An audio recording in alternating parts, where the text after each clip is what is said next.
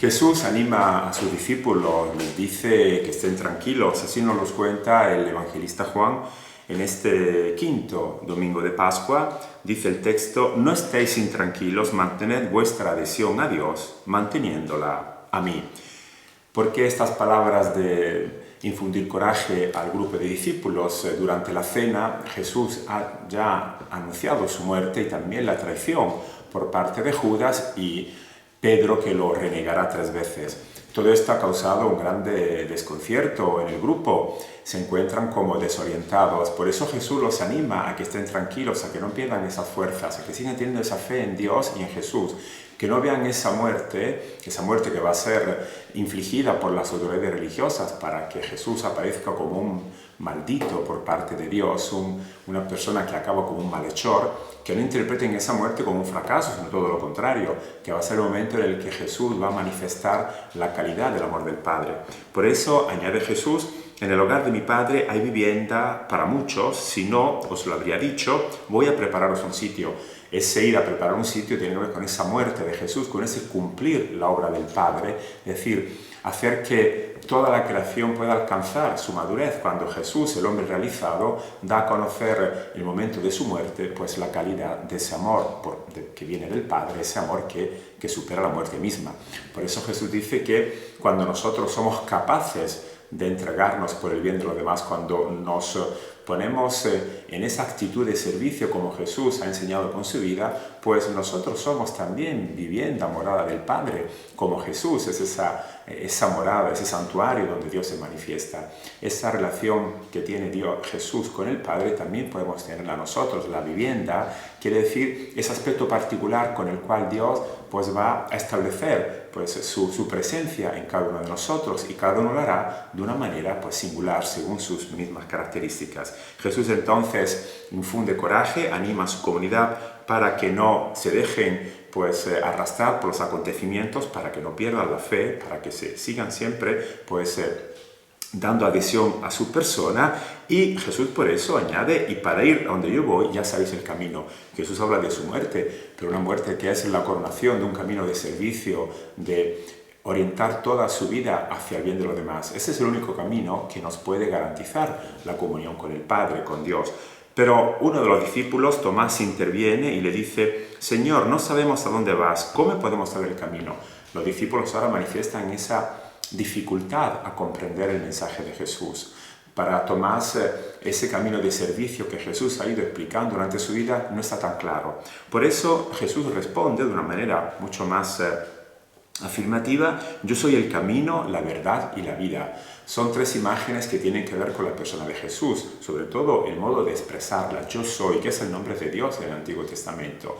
Yo soy el camino, es decir, esa vida que se hace servicio, o ese amor que se traduce siempre en gestos de servicio.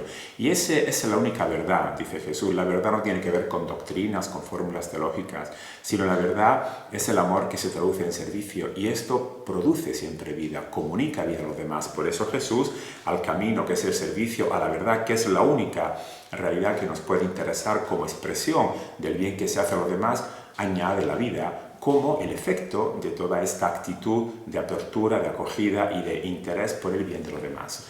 Entonces Jesús está dando a los discípulos esta indicación fundamental para que también ellos puedan tener esta experiencia del Padre. Nadie se acerca al Padre sino por mí. No podemos tener experiencia de Dios sino a través de la persona de Jesús, a través de ese comportamiento y esa enseñanza que nos ha confiado. Si llegáis a conocerme del todo, conoceréis también a mi Padre. Si nos fiamos de la humanidad de Jesús, Jesús se ha comportado siempre de manera muy humana. Si nos fiamos de esa humanidad, pues también podremos conocer al Padre y podremos tener esa relación profunda, de gran intimidad, de plena comunión con Él. Interviene otro discípulo, Felipe, y le dijo: Señor, haz que veamos al Padre y nos basta.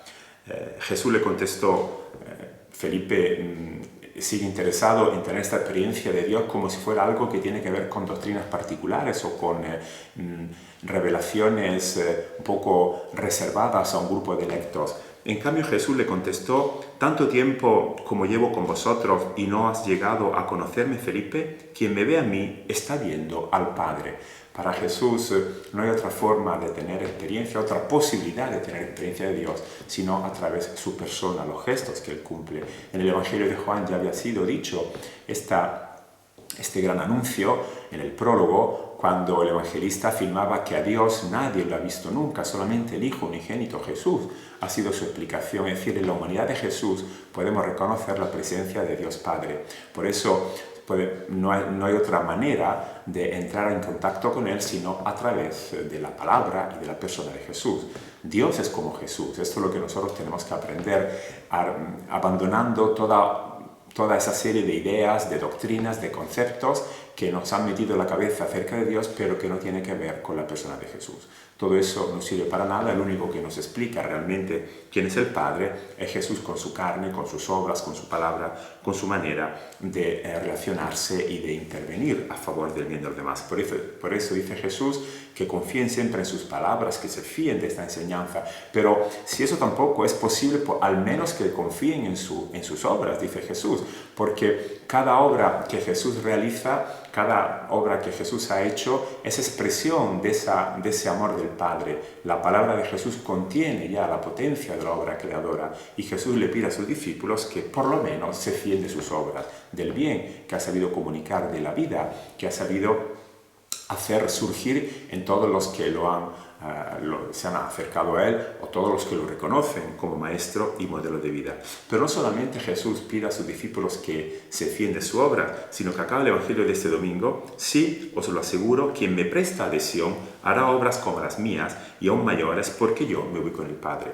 Prestar adhesión a Jesús, tener fe en Él, significa seguir en ese camino de hacer crecer la humanidad en calidad de vida, en libertad, en dignidad, y esto va a comportar obras más grandes, porque desde el momento que Jesús entrará en esa dimensión que supera la muerte, va a estar más presente todavía en su comunidad y va a permitir que la comunidad, llevando adelante su obra, pueda alcanzar unas metas aún más grandes. Se trata entonces de fiarse de Jesús, de tener esa apertura a realizar sus obras, sabiendo que el Espíritu nos empuja para engrandecer y enriquecer siempre la persona humana.